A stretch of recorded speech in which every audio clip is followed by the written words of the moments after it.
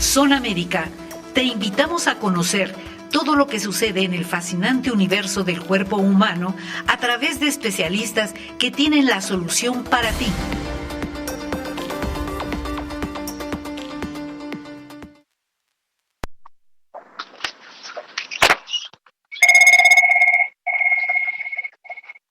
Buenas tardes, bienvenidos al programa El Universo de tu Cerebro, sección Zona Médica de bromoestereo.com.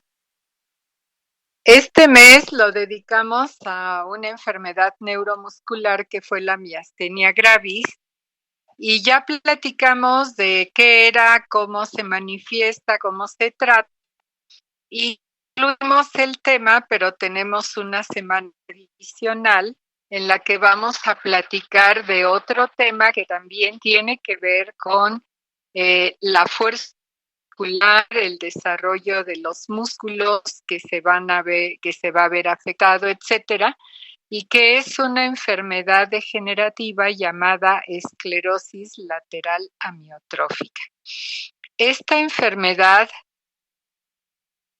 pero sí tiene la gente un cierto conocimiento porque ha sido padecida por personas famosas. De hecho, en Estados Unidos se conoce como la enfermedad de Lou Gehrig, quien fue un beisbolista muy famoso, tuvo esta enfermedad y falleció por ella. Y incluso en los libros médicos que se producen en Estados Unidos, así se le denomina a la enfermedad. En el resto del mundo, pues,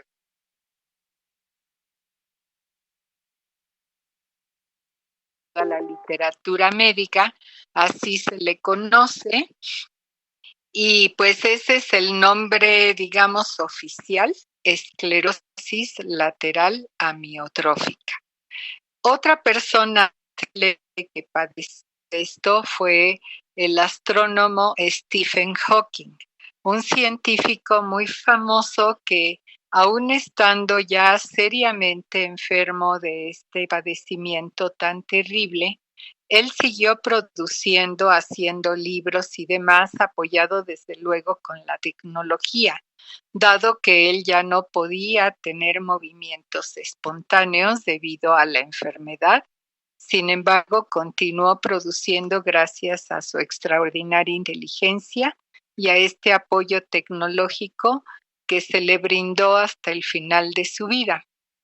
Pues vamos a platicar entonces de esta enfermedad degenerativa y me acompaña el doctor Noel Isaías Plasencia Álvarez, quien es neurólogo y neurofisiólogo, y vamos a conversar acerca de qué pasa en el organismo cuando sucede esta enfermedad, cuáles van a ser los síntomas, cómo se va a diagnosticar y cuál es el acompañamiento que vamos a dar y los cuidados generales que requiere quien padece esta enfermedad.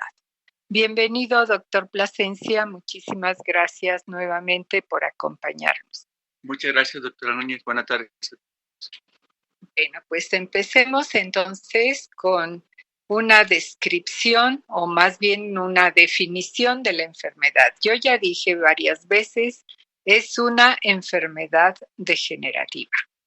En general, las enfermedades degenerativas no tienen una causa definida, aunque se han aducido varias hipótesis en relación a sustancias, en relación a circunstancias que ponen en riesgo a la gente de que padezca esta enfermedad. Pero en realidad el conocimiento pleno de cuál es el motivo real, el último eslabón de los posibles motivos que pudieran darse para que la enfermedad se produzca, pues no se conoce. ¿Qué nos dice al respecto? Bueno, como usted lo acaba de mencionar, es una enfermedad degenerativa que suele afectar a personas adultos después de los 40 años de vida habitualmente, aunque hay formas que inician en personas muy jóvenes, incluso en la adolescencia. Rarísimamente, pero hemos tenido cuando menos como paciente que empezó cuando tenía 16, 17 años de edad, no estoy seguro de eso. Es una enfermedad en un curso crónico, progresivo. Esto significa que es una enfermedad que avanza con el tiempo y que desafortunadamente, como las de todas ellas hasta este momento, no tenemos una forma de detenerlo. Sí tenemos forma de hacer el diagnóstico y es importante hacer el diagnóstico porque eso permite que podamos ayudar en la calidad de vida de las personas y además de eso que darle la oportunidad de que tienen cosas que tienen que solucionar un poquito más adelante de eso. Su nombre que se denomina esclerosis lateral amiotrófica también neuronas. Hablamos de que es una enfermedad que afecta el movimiento y que produce debilidad. Si recordamos quienes lo escucharon los programas pasados, hablamos en algún momento de cómo el movimiento se lleva a cabo y de cómo el movimiento intervienen las neuronas que están localizadas en la corteza del cerebro y hay neuronas que están localizadas en la médula espinal. Las que están localizadas en la corteza del cerebro se denominan motoneurona superior, que tienen que ver con el movimiento.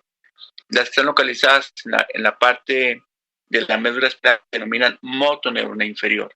La coordinación de estas dos motoneuronas junto con otras estructuras del cerebro también facilitan el movimiento que se lleve de una forma adecuada. Cuando tenemos una afectación de estas motoneuronas, tanto de la corteza del cerebro como de la médula espinal, es cuando aparece la esclerosis lateral amiotrófica. Creo que es una forma breve de describir lo que ocurre con la enfermedad. Claro. Ahora, el nombre tiene que ver con lo que ocurre, que esclerosis significa endurecimiento. Lateral se refiere a la ubicación en la médula espinal, que es en las porciones laterales por donde viene la vía motora que desciende desde la corteza del cerebro dedicada al movimiento. Y el último término, que es amiotrófico, quiere decir que los músculos se van a adelgazar, se van a atrofiar. Y analizando simplemente el nombre, uno puede deducir qué es lo que está ocurriendo. Así que, pues, vamos a tener un trastorno del movimiento y vamos a tener una pérdida del volumen muscular, que es algo muy característico de la enfermedad. Y pues de ahí, como les decía, proviene el nombre. ¿Podemos hablar de una sola enfermedad o tenemos un grupo de enfermedades de las neuronas motoras que a veces por abreviar les decimos a todas esclerosis lateral amiotrófica, pero en realidad hay algunas variedades? ¿Cuáles son esas? Noel, ¿nos puede decir?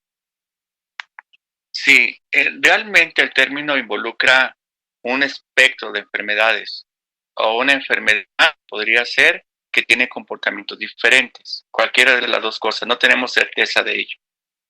Lo que sí sabemos es que cuando se afecta exclusivamente la motoneurona superior en la corteza del cerebro, hay una variedad que es una variedad en donde predominan los cambios que tienen que ver con la espasticidad. ¿Qué significa eso? Significa que las personas tienen debilidad y que esta debilidad se caracteriza, además de, por supuesto, la debilidad, por tener los músculos, cuando uno quiere mover las articulaciones, se sienten como rígidas, como tiesas. Eso se llama espasticidad.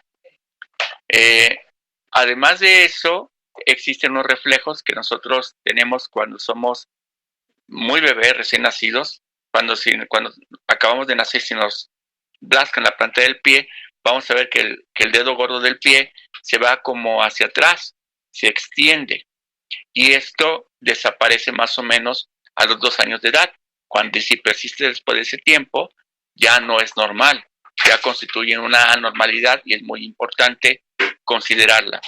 Bueno, pues en esta enfermedad, cuando afecta a la motoneurona superior, tenemos entonces que se produce una espasticidad con presencia de este signo que también se llama ese signo que les hablé antes, donde el dedo se extiende, el dedo gordo del pie rasca la planta del pie, que se llama signo de Babinski, así se denomina porque el doctor Babinski lo describió hace muchísimos años y lleva su nombre.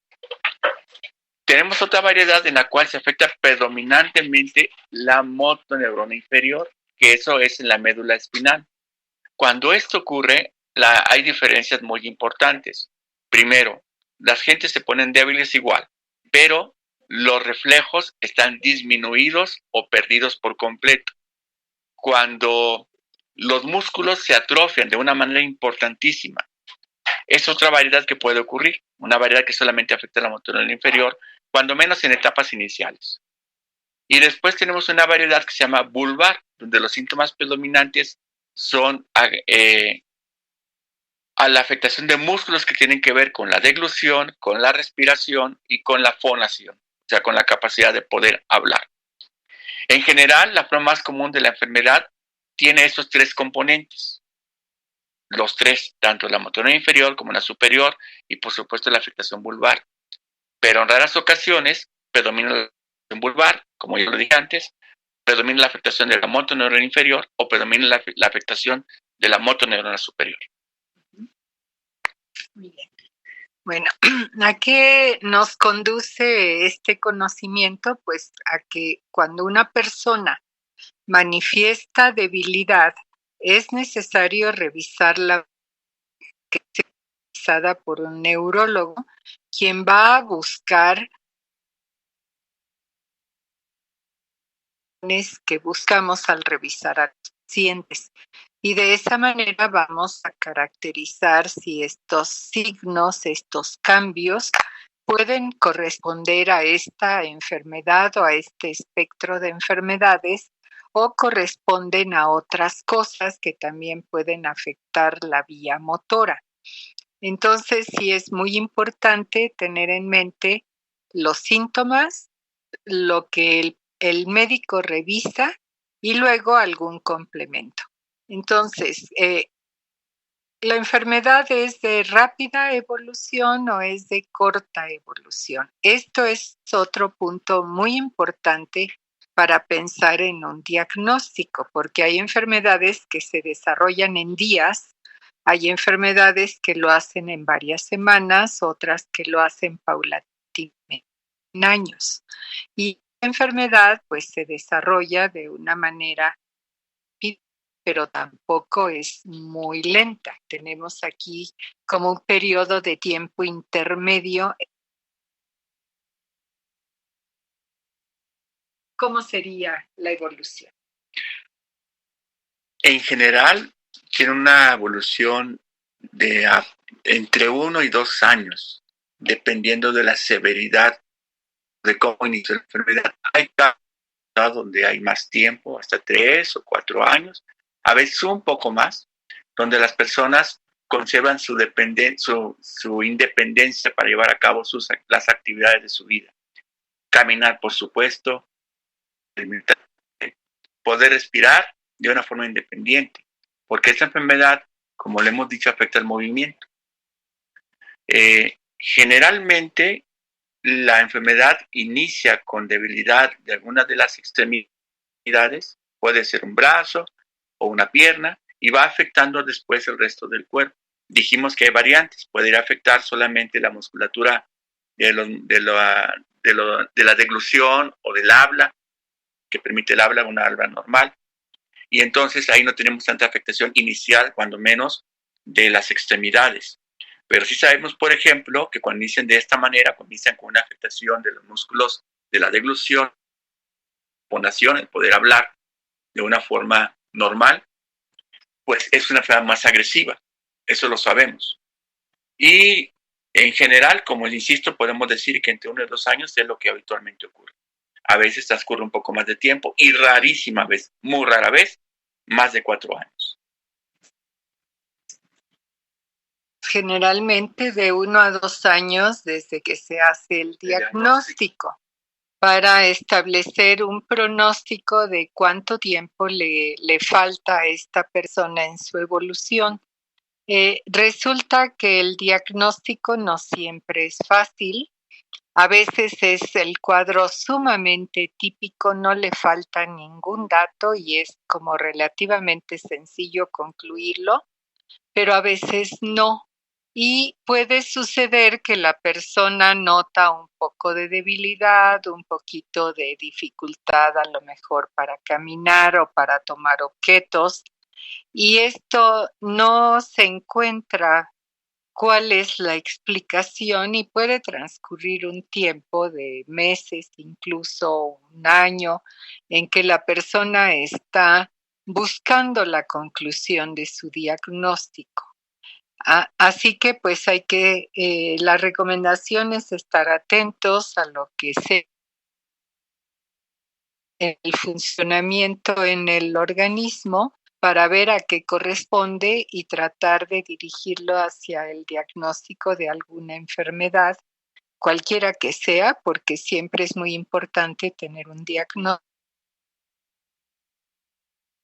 saber qué se espera y también si hay algún tratamiento poderlo dar. Tenemos entonces debilidad. ¿Cómo suelen empezar? ¿Por dónde suele empezar la debilidad en los cuadros que son más típicos? La debilidad suele comenzar o notarse primero en las manos. Las personas notan que tienen dificultad para tomar objetos, para levantar cosas que antes hacían de una manera muy sencilla. Comienzan a notar que algunas al mismo tiempo en ambas manos o en ambos lados del cuerpo. Suele iniciar de un lado del cuerpo. Se comienza a adelgazar, comienza a perder mucha masa muscular de una causa inexplicable que no tiene que ver ni con la mala alimentación o con alguna otra enfermedad que esté padeciendo. Se nota además de esa debilidad inicialmente de las manos, que posteriormente afecta también los brazos, dificultad para elevar los brazos, luego suele afectar las extremidades inferiores y se acompaña esa debilidad de fasciculaciones. Las fasciculaciones son los movimientos del músculo como si fueran pequeños gusanitos que se mueven bajo la piel. Son contracciones involuntarias de los músculos. Así se llaman, fasciculaciones. Y como decía antes, puede ser que la persona o esté muy flácida, pero con los reflejos aumentados. Apenas le tocan, por ejemplo, el reflejo que se llama de la rodilla. Le dan un golpecito y se exacerba muchísimo, se nota muchísimo el reflejo, o pueden estar completamente disminuidos dependiendo de la severidad de la afectación del tipo de las neuronas motoras que estemos hablando. Pero podemos iniciar primero en las partes más distales del cuerpo, en las manos, en los pies, en las piernas, más tarde en los muslos y en los brazos, en términos generales. Y por supuesto, más tardíamente, las formas típicas, la afectación de la voz y de la deglución, la capacidad para poder pasar los alimentos. Entonces, hay enfermedades que nos producen el movimiento y por la cercanía con otros sistemas de funcionamiento de nuestro cerebro o de la médula espinal, también tenemos alteraciones de coordinación o tenemos alteraciones de sensibilidad. Sin embargo, esta enfermedad se caracteriza es solamente el problema de la fuerza y de la afectación del doctor Plasencia. Y vamos a toda la revisión neurológica que se debe hacer a los pacientes a buscar si hay alteración de coordinación y no se encuentran cuando se trata de esta enfermedad. Si una persona tiene debilidad, atrofia muscular y todos los problemas que ya nos describió el doctor Plasencia, pero tiene alteraciones de la sensibilidad o de la coordinación, pues debemos buscar otro diagnóstico porque seguramente no va a corresponder a la enfermedad de las neuronas motoras. Entonces, en resumen, es debilidad de extremidades no siempre al mismo tiempo, puede empezar un lado, puede seguir la extremidad del mismo lado y luego el otro lado. Vamos a tener cero alteración de sensibilidad y de coordinación, y esta debilidad va a ir en progresión con atrofia de los músculos, sobre todo los músculos pequeños de nuestras manos o de los pies se van a atrofiar, se van a adelgazar, se va a perder esta masa muscular y las manos se van a ver en mala posición, se pueden poner como si fuera una garra o pueden tener como semiflexión de algunos dedos. Y esto es, como les decíamos, muy orientador de la posibilidad de esta enfermedad. Bueno, entonces, primeramente, como todo practicamos en medicina, lo primero es sospechar clínicamente el problema de acuerdo a la evolución, de acuerdo a los síntomas y de acuerdo a la revisión que hacemos neurológicamente hablando. Pero vamos a necesitar una corroboración de estos problemas para que podamos asegurar que se trata de esto, porque además es muy difícil dar esa noticia y decirle a la persona qué va a pasar, y la persona nos puede decir, ¿y cómo puede estar tan seguro? ¿Cómo lo sabe? Nada más de verme. Pues nada más de verlo, la sospecha es muy fuerte, y lo más seguro cuando se trata de los casos típicos es que no haya otra posibilidad en el diagnóstico, pero siempre no tener una corroboración. ¿Qué hacemos? A esto le llamamos estudios paraclínicos que nos van a complementar el diagnóstico, y hay estudios específicos para este padecimiento, ¿verdad, Noel? Sí.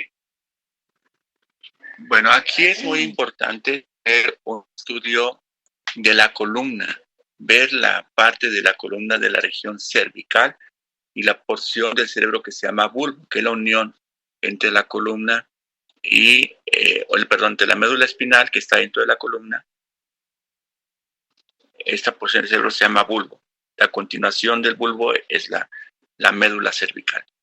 Entonces siempre es importante ver esa zona, porque hay lesiones en ese sitio que podrían confundirse difícilmente, pero podrían confundirse con una enfermedad de esta naturaleza. Lo otro que es muy importante y que permite establecer que lo que estamos observando es correcto son los estudios de neurofisiología, la electromiografía y la conducción nerviosa. A menos que una persona tenga diabetes, como es en nuestro país, donde la frecuencia de diabetes es muy alta, uno no espera tener cambios en los nervios en sus porciones sensitivas. La motoneurona se continúa con los nervios. Al final, los nervios nacen de ahí. De una forma u otra, las ramas motoras de los nervios nacen de ahí. Después de un tiempo de tener esa enfermedad, de padecerla, los nervios en sus ramas motoras pueden tener cambios, pero no las ramas sensitivas. No es explicable por este motivo. Y si no tenemos una enfermedad que condicione neuropatía sensitiva, no tiene por qué haber alteraciones de la sensibilidad. De hecho, esa enfermedad no afecta ni la sensibilidad, ni afecta los esfínteres. No afecta el esfínter rectal, ni el esfínter vesical tampoco. O sea, no afecta la capacidad para poder evacuar los intestinos o la vejiga. Se hace este estudio y se hace una electromiografía en donde podemos encontrar cambios compatibles con una denervación activa, así le llamamos, sobre todo en los músculos que a veces hay unos que son muy evidentes, muy claros que ya están, pero también los músculos que no son tan evidentes, que no tienen tantos cambios. En estos músculos es donde podemos encontrar también alteraciones que son compatibles con la enfermedad y que son muy importantes para establecer el diagnóstico. Se recomienda que la electromiografía se haga de las 4 extremidades y hacer además músculos que involucren los nervios craneales, como la lengua, o los músculos masseteros, que son los masticadores, o los músculos frontales. También puede haber cambios ahí. Y los músculos de la región dorsal paraespinal. A un lado de la columna hay unos músculos que están pegaditos, particularmente en la espalda, después del cuello, inicia la espalda, esa es la región dorsal, y ahí en esos músculos, si se encuentran cambios de denervación activa, es también muy característico de la enfermedad. Entonces, cuando tenemos esto, con una resonancia donde no hay una explicación para lo que está ocurriendo, prácticamente el diagnóstico está hecho sin lugar a dudas. Claro. Y bueno, pues estos estudios, sobre todo los neurofisiológicos, deben ser realizados por personas expertas que realicen correctamente, hablando desde el punto de vista técnico, este estudio, y que a la hora de interpretar los resultados se atengan también a lo que ya está estipulado. Hay guías internacionales que hablan sobre cómo hacer el diagnóstico, el estudio y el diagnóstico de las enfermedades. Y aquí tenemos también esta situación en esta enfermedad, porque como les decía, es muy delicado dar este tipo de diagnóstico y hay criterios neurofisiológicos para concluir que se trata de esta enfermedad. Y una vez que ya hicimos todo este trabajo de diagnóstico, ¿qué es lo que vamos a hacer con nuestro paciente? ¿Por dónde empezamos? Bueno, primero, pues en informarle a él y a su familia de la mejor forma posible. No hay una receta de cocina, no se puede decir lo mismo a todas las personas, pero tienen que saber lo que está ocurriendo. ¿Por qué? Porque esta enfermedad tiene un tiempo desde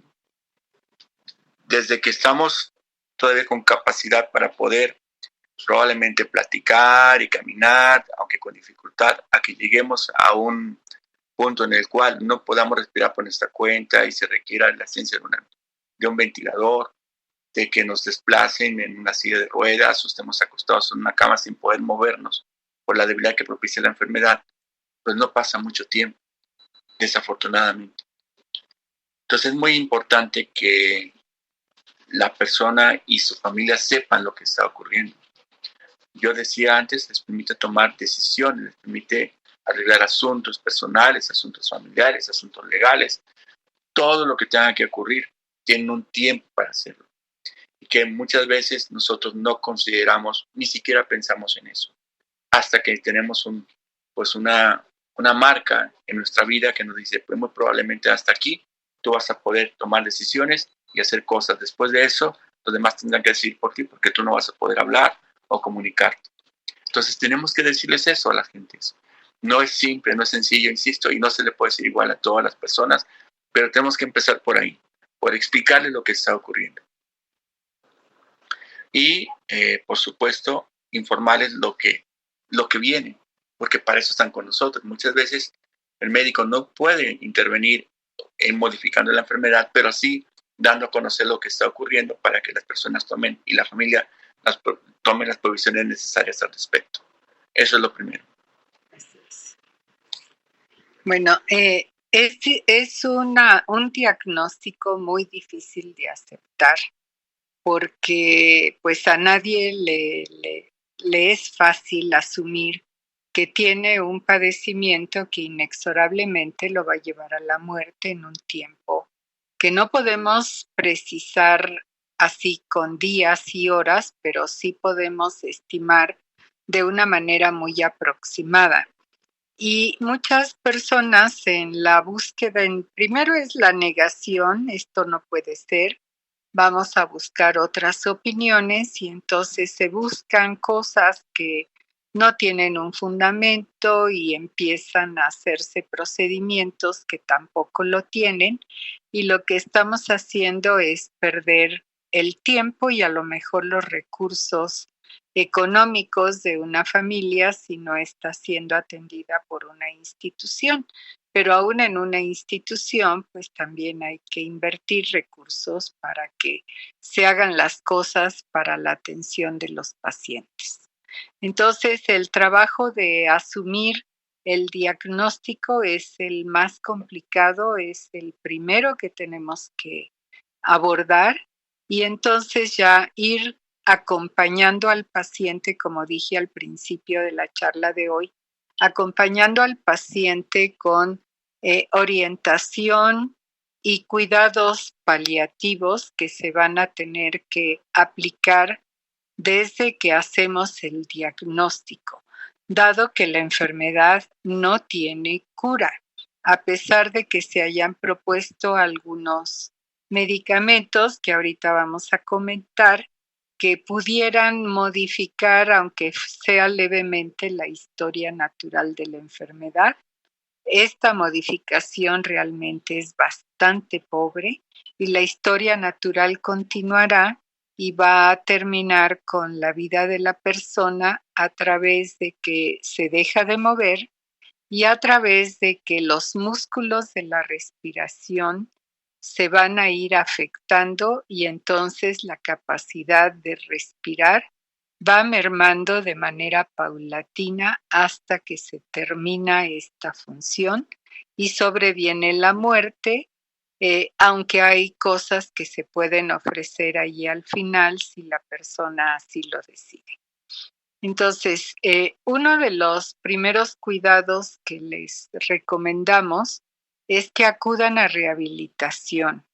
La rehabilitación física ayuda para que mantengan posturas adecuadas, para que se trate de fortalecer los músculos que todavía no están muy afectados y la persona pueda movilizarse quizá al principio de manera independiente, después con ayuda de aditamentos o con apoyo de terceros y finalmente pues viene la incapacidad total de movimiento y la persona puede estar confinada a una silla de ruedas o a una cama. Pero de todas maneras, aunque esta evolución se sabe que va a ocurrir, es necesario recurrir a la medicina física y rehabilitación. Tenemos otros problemas que van a sobrevenir aparte de los motores, que es el problema de la deglución. ¿Cómo vamos a garantizar que la persona se alimente cuando sobrevienen estos problemas? La persona empieza a notar que no puede pasar bien, sobre todo los líquidos más aguaditos, el agua sola, por ejemplo, le cuesta trabajo deglutir este trago de agua y el trago se le va hacia la nariz. Esto es algo frecuente que suceda. Y ya más tardíamente vamos a tener problemas para la deglución de los sólidos. Entonces, ¿qué podemos ofrecer cuando empezamos con estos problemas de la deglución? ¿Y cuál sería la última medida a la que vamos a llegar para que la persona se alimente? Y también de paso, los problemas que hemos enfrentado para que las personas acepten ser ayudadas en este aspecto. Sí, el problema de la deglución va muy de la mano con el problema respiratorio. De hecho, a medida que la persona empieza a tener más dificultades para poder deglutir, pasar los alimentos, comienza a tener más dificultades también para respirar. En ambos sentidos podemos intervenir para ayudar. En el caso del problema respiratorio, tratando de usar una ventilación o ayudarle a ventilar mejor mediante un sistema que no sea invasivo, que no amerite el colocar un tubo por la tráquea para favorecer eso, la ventilación. Y en el caso de las personas cuando ya comienzan a tener dificultades para comer, es el momento más oportuno para actuar y colocar una sonda, pero esa sondita va directo al estómago. ¿Por qué al estómago? ¿Por qué no ponerla primero en la nariz y y luego después en el estómago, porque inexorablemente va a terminar en eso. Si ponemos una sonda en la nariz y la persona no puede comer todavía, una sonda nasogástrica se llama, que pasa de la nariz al estómago, le va a lastimar cuando coma. Lo poquito que pueda comer le va a lastimar.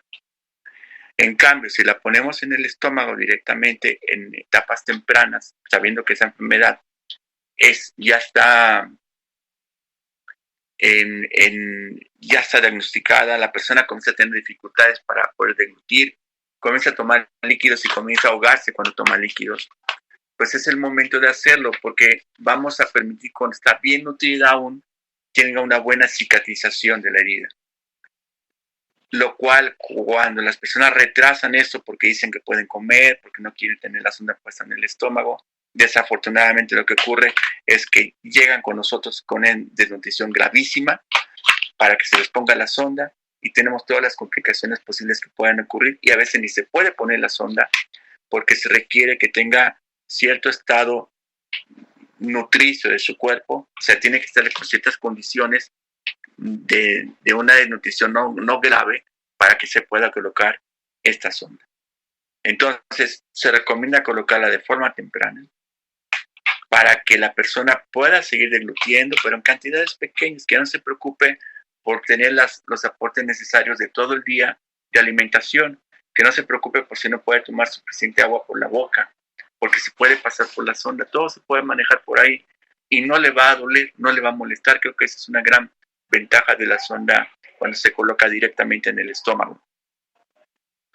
En ese sentido, las personas están mejor nutridas, se mantienen con una mejor movilidad por más tiempo y con un mejor funcionamiento respiratorio también. Cuando están más desnutridas, pues eso implica que tenga una menor musculatura y que los músculos también tengan una menor efectividad en su funcionamiento. De por sí están afectados ya por la enfermedad, aparte por la desnutrición. Claro. Pues sí, como le decía, la gente se resiste y dice, piensan equivocadamente que el tener una sonda les va a cancelar la posibilidad de seguir comiendo algo por la boca.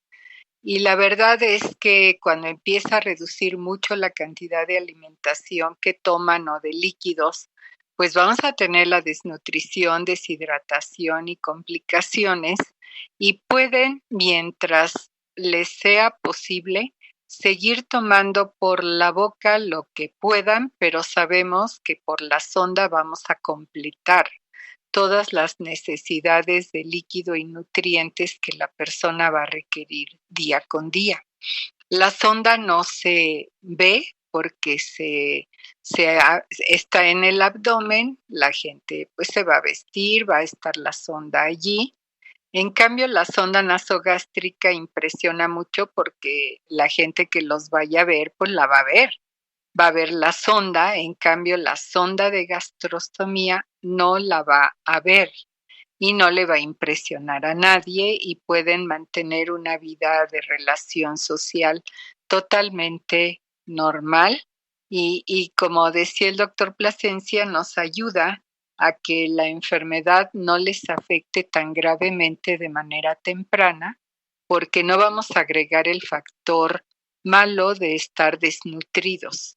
Así que es muy importante que la gente reciba una explicación apropiada y que entiendan la ventaja que tiene tener la sonda ya puesta, lista para cuando de verdad ya no puedan pasar absolutamente nada por la boca.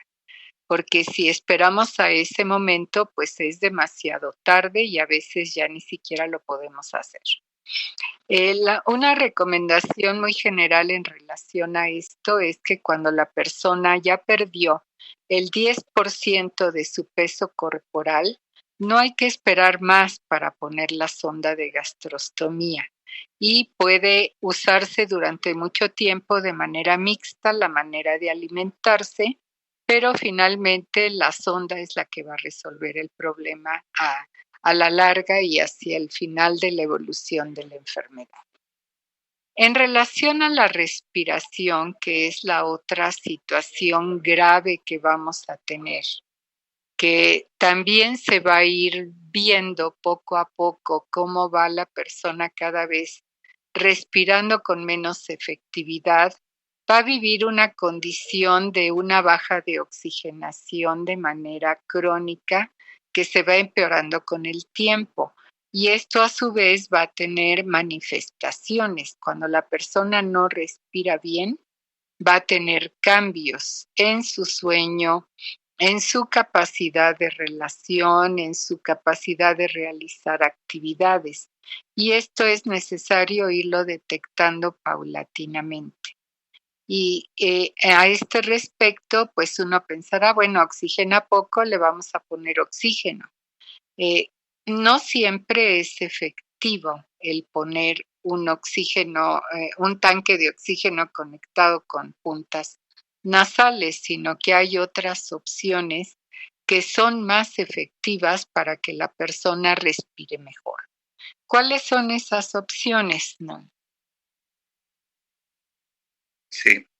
Bueno, el poner oxígeno ayuda a que el oxígeno entre a la nariz, pero el problema, recordemos aquí, que es la existencia de una debilidad que afecta la motilidad de los músculos que permiten la respiración, que jalan los pulmones para que entre el aire y exhalen también.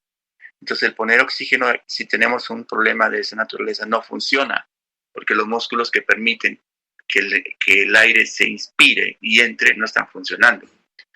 Entonces, lo que hacemos es usar un sistema que se llama BiPAP, que significa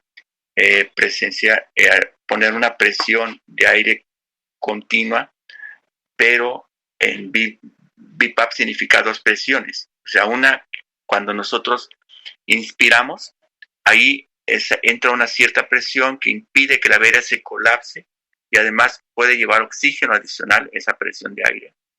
Y una presión de expiración, de expiración, que es cuando el aire sale, entonces tiene que bajar la presión que está entrando, porque si no va a impedir que salga el aire. Será una fuerza contra la que va a expirar. Entonces tenemos que tener ese patrón de expiración y hacer que el sistema baje su presión en ese momento para que el aire salga.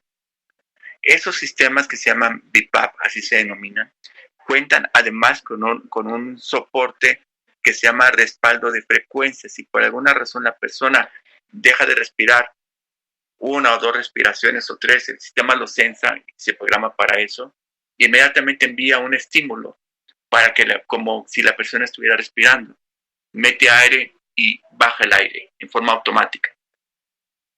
Eso permite que el tiempo en que una persona vaya a llegar a una ventilación mecánica invasiva, porque eso no es invasivo, esto se hace con un pequeño aparatito del tamaño de una caja de zapatos o más pequeño, con una mascarilla que se coloca alrededor de la nariz o de la boca, o oronasal que involucra la nariz y la boca, y se puede usar oxígeno suplementario también a través de ese sistema. Entonces, esto permite que las personas estén por meses bien de la respiración. Si no lo usamos, lo que sigue es inmediatamente colocar o entrar a un sistema de ventilación invasiva, que involucra ya un aparato, estar la mayor parte de la vez en un hospital y tener un tubo por la tráquea. Bueno, esta etapa a la que va a llegar la persona, uno debe discutir con la persona si quiere llegar a eso.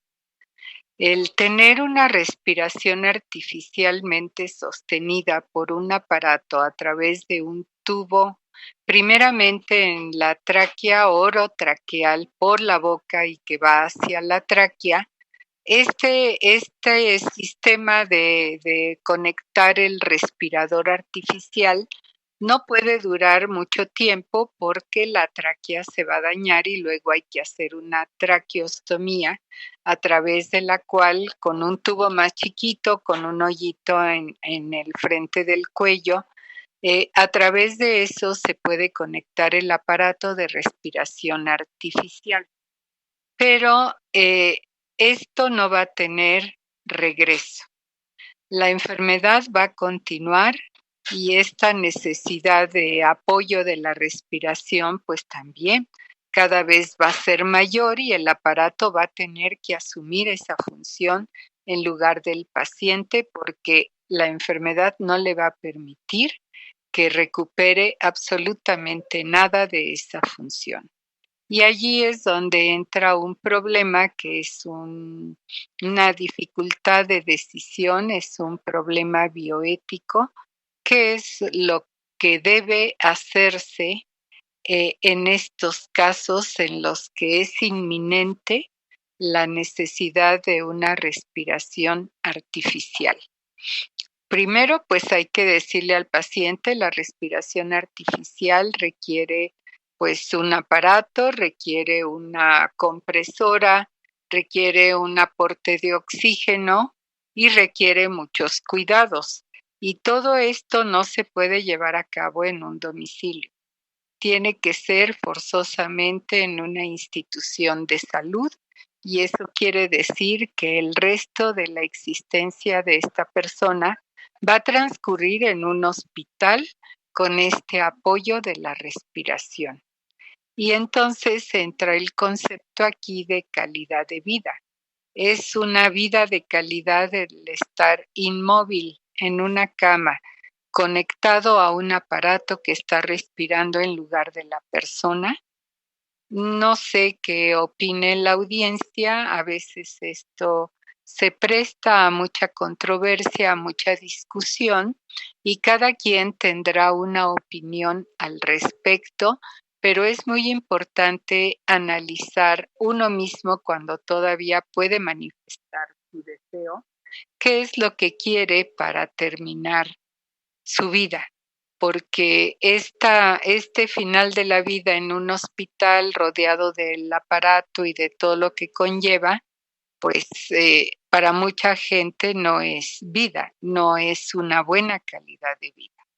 Y bueno, pues aquí yo externé ya mi opinión. Mi opinión es que lo mejor es no prolongar la vida de manera artificial cuando no va a haber un regreso y cuando esto va a ser una lejanía de la familia por un tiempo indefinido. No sé qué diga el doctor Plasencia al respecto y aquí pues estamos en una charla y se vale que podamos intercambiar opiniones. Sí, en un sentido estricto, si a mí me ocurriera algo así, yo preferiría que no llegar a ese punto, no estar hospitalizado y morir en un hospital. Lo que sí puedo decir es que como médicos nosotros hablamos con las gentes, las escuchamos, les preguntamos y respetamos su decisión.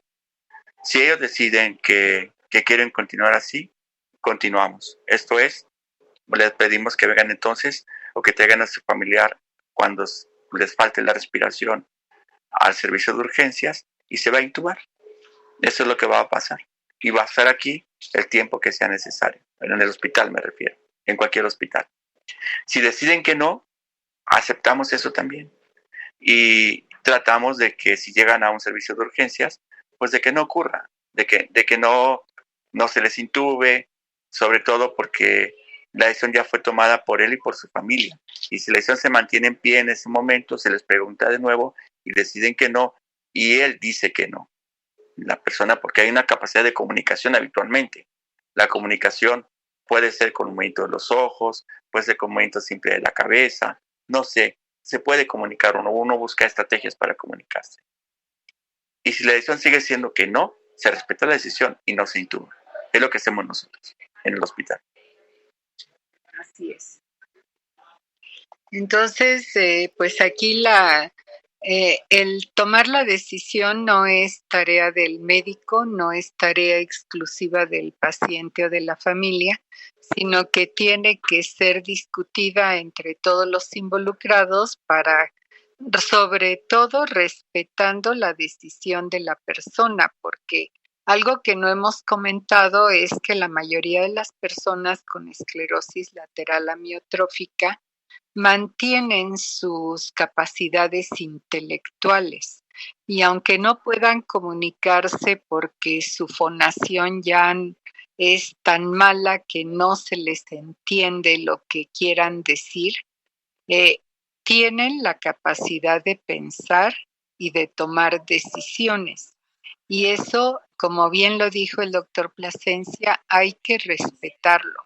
Uno no puede anularles su autonomía para decidir porque no se puedan comunicar o porque estén paralizados de todas las extremidades, sino que hay que mantener esta autonomía para decidir a la que tienen derecho todos los seres humanos, que no pierden estas capacidades intelectuales. Cuando se pierden y tenemos, hay casos en los que tenemos la asociación de esta enfermedad con un deterioro cognitivo, pues allí alguien tendrá que tomar la decisión en lugar de la persona. Pero si la persona está consciente, está en capacidad, la decisión es de la persona. Y lo ideal es que la exprese cuando la enfermedad ya tiene una certeza en el diagnóstico, cuando ya sabe la persona lo que va a ir pasando y cuando puede manifestar cuál es su voluntad para su futuro. Y como bien dijo, y yo insisto en ello también, hay que respetar lo que el paciente y la familia nos dicen que quieren que se haga, y nosotros pues vamos a seguir con ese deseo que cada quien tiene para ser atendido en estas etapas finales de la enfermedad.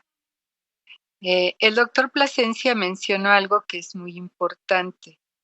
No es bueno dejarle problemas a la familia, sobre todo cuando uno sabe que en un tiempo relativamente próximo va a sobrevenir la muerte. Cuando uno no sabe y andamos todos pensando que somos eternos y vamos y venimos y todavía dicen si me llego a morir, como si pudiera ser imposible morirse, todos nos tenemos que morir de algo, pero la cuestión es que no sabemos ni dónde, ni cómo, ni cuándo.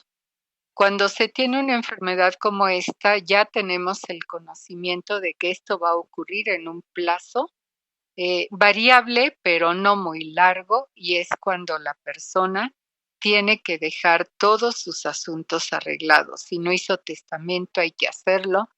Si no hizo algunos arreglos financieros, pues hay que hacerlos, etcétera, de tal manera que cuando él ya no pueda firmar, ya no pueda hablar, ya no pueda hacer nada, por mucha capacidad de decisión que tenga, va a ser imposible que un notario acepte que alguien en esa condición disponga algo. Hay que hacerlo antes, cuando la persona puede hablar, puede escribir, puede firmar, para que todo quede estipulado y todo quede arreglado de tal manera que no haya una discusión, pleitos, demandas y demás por parte de los familiares que le sobrevivan.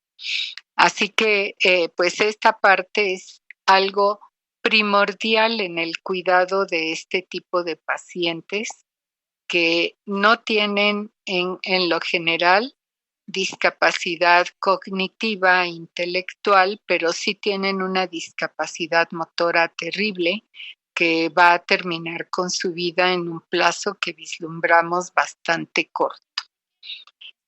Pues de esta manera trajimos aquí a la charla la discusión de situaciones que no son nada más del ámbito médico, son del ámbito de la bioética, de los derechos de las personas, de las cosas que se pueden hacer para respetar esos derechos y darles la mejor atención que se pueda de acuerdo a los deseos de cada quien, a las posibilidades de los hospitales y pues del mismo paciente y de la familia.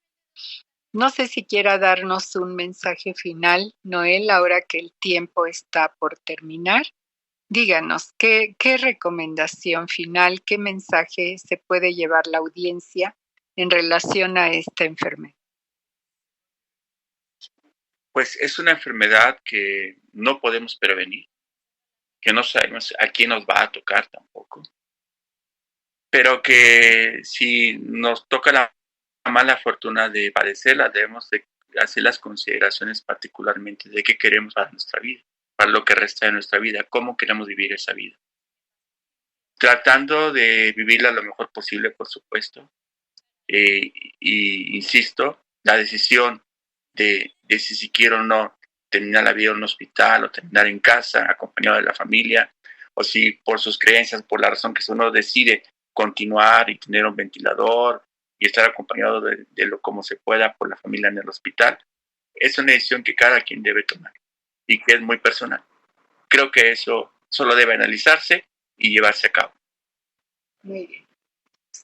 Muy bien, pues esta enfermedad es un claro ejemplo de estos dilemas éticos a los que nos enfrentamos con algunas situaciones en las que pues no queda claro cuál es el actuar más apropiado, y volvemos a repetir, dependerá de la voluntad que el paciente haya externado para poder actuar en consecuencia como grupo médico y también como grupo familiar. Bueno, pues con esto nos despedimos por hoy. Les agradecemos muchísimo su atención. Le agradezco muchísimo al doctor Plasencia que haya estado aquí y que hayamos podido platicar sobre este problema tan difícil. Muchas gracias, doctora Núñez. Muchas gracias a todos y nos despedimos por hoy para escucharnos la semana que viene con otro tema. Muchas gracias a todos. Hasta luego.